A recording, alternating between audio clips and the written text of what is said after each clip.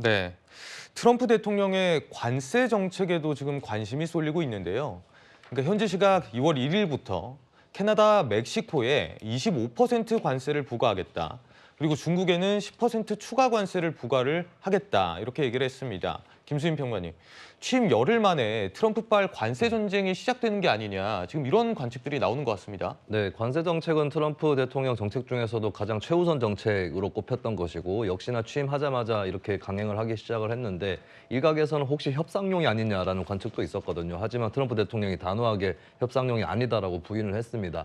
캐나다 석유에 대해서만 25%가 아니라 10%로 좀 낮춰가지고 관세를 적용하는 그 정도의 변화만 있었을 뿐이고요. 결국에 이게 미국 사회 전반적 기조하고도 연관이 돼 있는 것인데 우리가 남의 나라 좋은 일을 할 필요가 없다라고 하는 그런 고립주의부터 시작을 해서 결국에 자국 산업을 육성해야 된다. 관세를 그렇게 많이 내기 싫으면 우리나라에 들어와서 장사를 하고 생산을 해라라고 하는 그런 이제 요구들이 대중적으로도 큰 상황입니다. 이것을 아주 직설적으로 표현을 하는 것이 트럼프 행정부의 노선인 것이고 이 노선은 이제 행정부 끝까지 지속이 될 것이고 또 국제사회가 준비해야 될 것은 이런 흐름이 트럼프 대통령을 통해서 좀 극단적으로 나타나고 있기는 하지만 그런 방식이 아니라 또 다른 방식으로라도 앞으로 뭐 민주당이 다시 정부를 잡든 그렇게 되더라도 계속될 거다라고 하는 점이거든요. 여기에 대해서는 이제 미국이 좀 뉴노멀 시대로 들어갔다라고 하는 점 이런 것들을 고려를 하고 한국도 그렇고 국제사회도 그렇고 여기에 맞춰서 대비를 할 필요가 있겠습니다.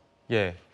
트럼프의 관세 부과와 관련해서 멕시코 등에도 국내 기업 생산 시설들이 다수 있는 것으로 좀 전해지고 있습니다. 이종근 평론가님. 네네. 그렇게 된다면 당장 우리나라에도 네. 좀 발등에 불 떨어진 것 아니냐 이런 분석들이 나올 것 같거든요. 그렇죠.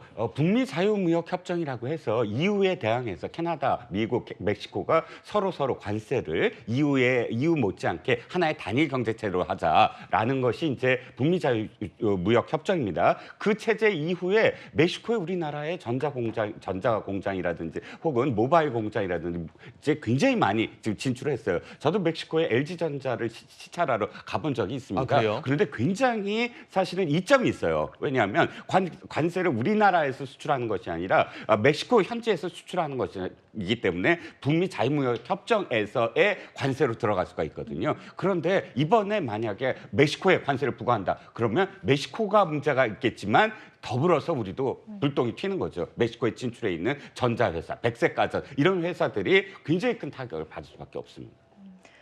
예, 관세뿐만이 아니라요, 반도체 보조금 이야기도 나옵니다. 미국에서는 반도체 보조금도 약속했던 것을 줄 수가 없다는 이야기가 나오는데요. 김수인 평론가님, 반도체 보조금 우리나라 기업에도 영향을 좀 미칠 것 같고 뿐만 아니라 전기차 지원금도 좀 기존에 받기로 했던 게 불투명한 상황입니다. 네, 바이든 행정부하고 트럼프 행정부의 가장 큰 차이 중에 하나가 기후변화에 대한 태도인 것이고 트럼프 대통령은 사실 기후변화를 부정하고 있는 그런 것으로도 알려져 있는데 아무래도 가장 크게 산업적으로 달라지는 부분이 전기차 관련한 그런 부분이 될 것이고 전기차 관련해서도 이제 한국도 사실 IRA 이 법안 때문에 좀 피해를 입고 바이든 행정부 때도 이제 한국에 불만이 쌓여 있었는데 이제 앞으로는 이제 보조금이라든지 이런 것들까지 정책이 변화가 된다라고 했을 때는 더더군다나 이제 어떤 지원이라든지 수혜 이런 것들을 기대하기 어렵다라고 하는 것이 이제 흐름이 되는 것 같습니다. 그런데 이 상황에서도 전기차 산업이라든지 여러 가지 뭐 기후변화와 관련된 녹색 산업이라든지 발달시켜야 되는 그런 명분이라 필요성은 또 있는 것이거든요. 여기에 대해서 이제 자구책을 마련하는 것들부터 시작을 해서 한국 정부나 정치권 입장에서도 미국하고 조금 더 적극적인 외교를 통해서 사실 트럼프 행정부의 노선이 미국 조야의 전반적인 노선이라고 보기는 어렵습니다. 공화당의 주류하고도 조금 전통 주류하고도 차이가 있는 부분 이런 것들이 이제 또 미국은 또 의회의 힘도 강한 국가이기 때문에 여러 가지 제도적인 보완 이런 것들은 적극적인 외교 또 정치권 간의 교류를 통해서 좀 어느 정도 최소화할 수 있도록 노력을 해야 된다라고 저는 말씀을 드리고 싶습니다.